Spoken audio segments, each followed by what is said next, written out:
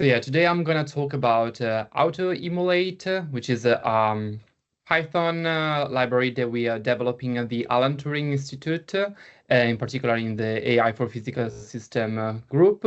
And the aim of AutoEmulate is to accelerate large-scale simulation with AI using emulators. So what AutoEmulate does is running a complete machine learning pipeline to compare and optimize a wide range of models, which can accelerate or replace a simulator in order to speed up downstream tasks such as prediction, forecast, uncertainty quantification, sensitivity analysis, and calibration.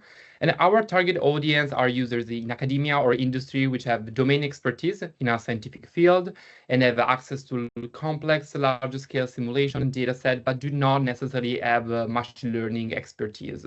So somehow our goal is to democratize the use of AI for accelerating simulators in various industries. And you can find all the information, all the tutorial to use it and everything on our website. But today I'm going to give you a sort of like high-level overview to introduce the package to you.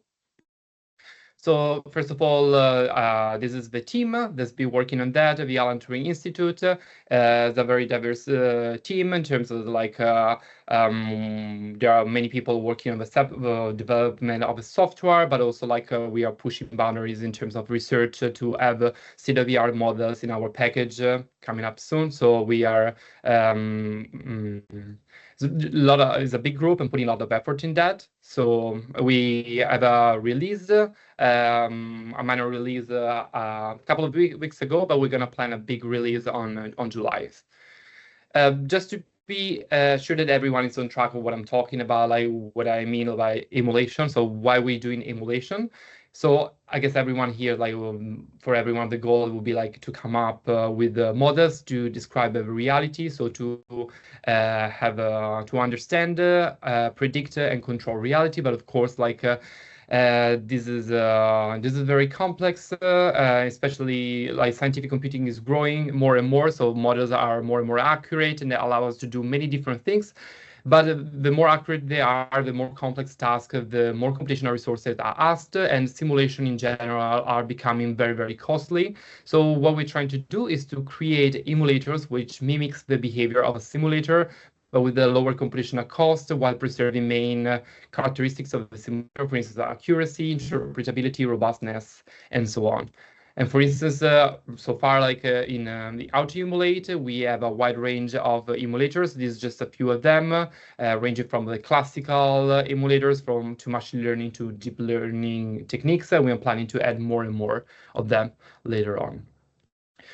One of the most important things I want to say is that AutoEmulate is an open source and free to use software. And the main characteristics which distinguish AutoEmulate with respect to other like packages that you might have seen around to optimize certain tasks is that we are aiming to have a low code profile. So basically, if you want to use AutoEmulate, the best, like the simple way is just to install it with pip install AutoEmulate. And if you have a data set, you have a set of inputs X and a set of outputs Y, you just need to create an AutoEmulate object, inject your data, and run AutoEmulate compare. And will scan through all the models in the registry and find automatically which is the best model given your data set. And a characteristic of AutoEmulate is that we want it to be applied to a wide range of applications. So we want it to be domain agnostic. So for instance, it can be applied to data coming from weather forecast, a solution of partial differential equation, or cardiac modeling. Somehow we want to have a code which is flexible across all these different fields. And especially we want to have a software which can be easily integrated to other pipelines that already are people are using in industry, so they don't have to somehow it's easy integrable in all the tasks that you want to do already.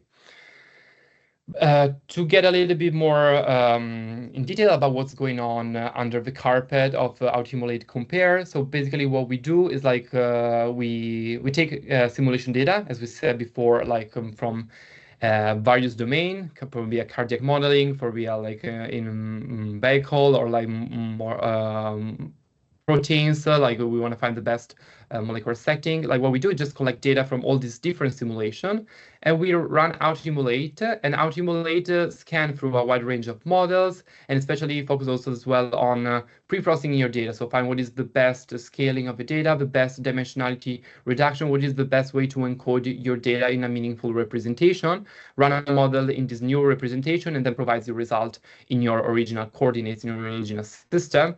And it outputs the best performing emulator to mimic your simulator.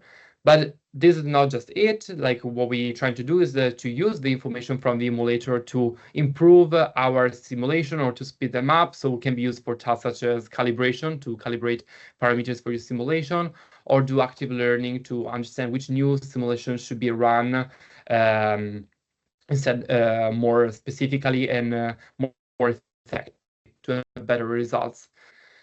And then this somehow, like the point that we are so far, we just, as I was saying before, we had a release at the end of April. We are planning a big one in a couple of months.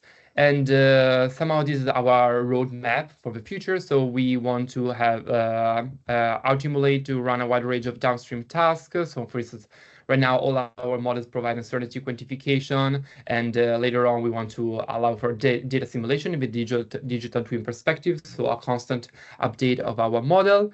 As we said before, it's configuration free.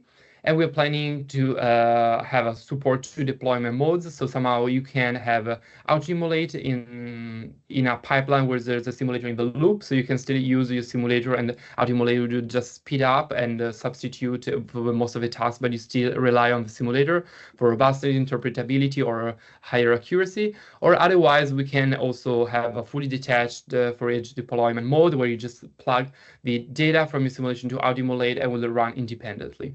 And what we're focusing on in terms of application is cardiac, to have AutoEmulate in a full cardiac digital twin setting.